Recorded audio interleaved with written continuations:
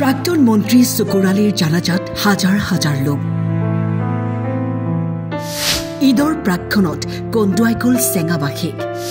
জ্যেষ্ঠ নেতাজনৰ মৃত্যুত শোকস্তব্ধ সমগ্ৰ চেঙা সমষ্টিবাসী। বৰপেটা জিলা কংগ্ৰেছৰ এক অভিভাৱক স্বৰূপ চুকুৰ আলী আহমেদ ছাৰ আমাৰ মাজৰ পৰা চিৰ বিদায় ল'লে।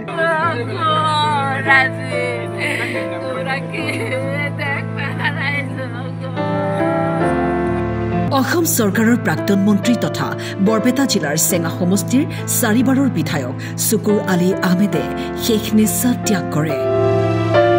চৰ অঞ্চলৰ পৰা ৰাজনীতিলৈ তেওঁৰ যাত্ৰা আছিল অবিৰত।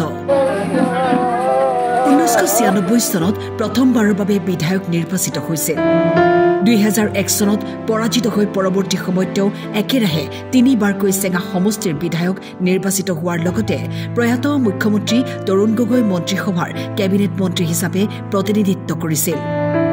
আজি আমাৰ বৰপেটা জিলাৰ প্ৰত্যেক এজন কংগ্ৰেছ কৰ্মী খুব দুখিত আৰু আমি এনে অনুভৱ হৈ আছে যে আমি সকলোৱে পিতৃহাৰা হৈছো।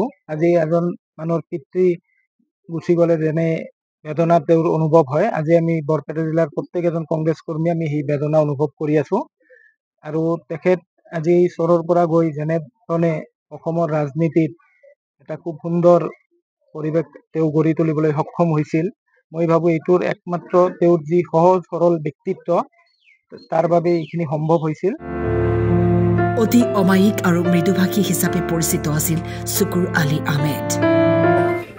অত্যন্ত আমাৰ কাৰণে বেদনাদায়ক খবৰ, কাৰণ তেখেত সুদীৰ্ঘদিন চেঙা সমষ্টিৰ প্ৰতিনিধিত্ব কৰিছিলে।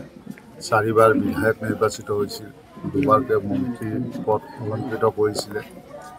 চেঙা সমষ্টিৰ বিভিন্ন ৰাস্তা ঘাটৰ পৰা অনুষ্ঠান প্ৰতিষ্ঠানৰ ৰাজহুৱা কাম কাজৰ ব্যাপক উন্নয়ন তেখেতৰ সময়ত তেখেতে কৰিবলৈ সক্ষম হৈছিল।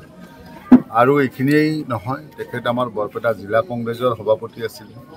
আমাৰ গোটেই জিলাখনৰে তেওঁ অভিভাৱকত্ব পালন কৰিছিলে কংগ্ৰেছ দলৰ হৈ। আমি সকলোৱে তেখেতৰ নেতৃত্বত কংগ্ৰেছ কৰিছিলোঁ। গতিকে ব্যক্তিগতভাৱে মোৰ সাংগঠনিক তেখেত জানে যে তেখেত সংখ্যালঘু আন্দোলনৰো গুৰি ধৰোঁতা আছিলে। সেই সময়ত আমচুৰ সাধাৰণ সম্পাদক উপসভাপতি পদ অলংকৃত কৰিছিলে, আমিও আমচু কৰিছিলোঁ। গতিকে সাংগঠনিকভাৱেও তেখেত আমাৰ পথ প্ৰদৰ্শক অভিভাৱক আছিলে, ৰাজনৈতিকভাৱেও তেখেত আমাৰ অভিভাৱক আছিলে। গতিকে এজন অভিভাৱক হেৰুৱালোঁ। গতিকে তেখেত প্ৰদেশ কংগ্ৰেছৰো উপসভাপতি আছিলে। গতিকে দীৰ্ঘদিন তেখেতে ৰাজনীতিৰ ক্ষেত্ৰত অৰিহণা যোগাইছিলে। গতিকে আমি ভাবোঁ কেৱল চেঙা সমষ্টিৰে নহয়, গোটেই বৰপেটা জিলাৰেই নহয়, আমাৰ কংগ্ৰেছ দলৰ কাৰণে এটা অপূৰণীয় ক্ষতি।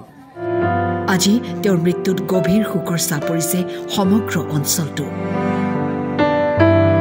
তেখেত যেনেকৈ এই চৰ অঞ্চলৰ পৰা গৈ যি পৰ্যায়লৈ তেখেত গৈছিল ৰাজনৈতিকভাৱে, আৰু লগতে এই চৰ অঞ্চলৰ যিমানখিনি উন্নয়ন তেখেত কৰিছিল, মই ভাবোঁ যে অনাগত দিনত সেইখিনি সম্ভৱ হয়তো হৈ নুঠিব।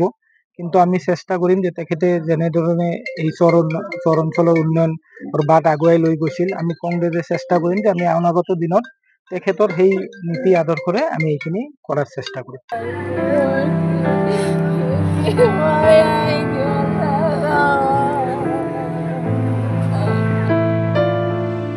News desk, time 8।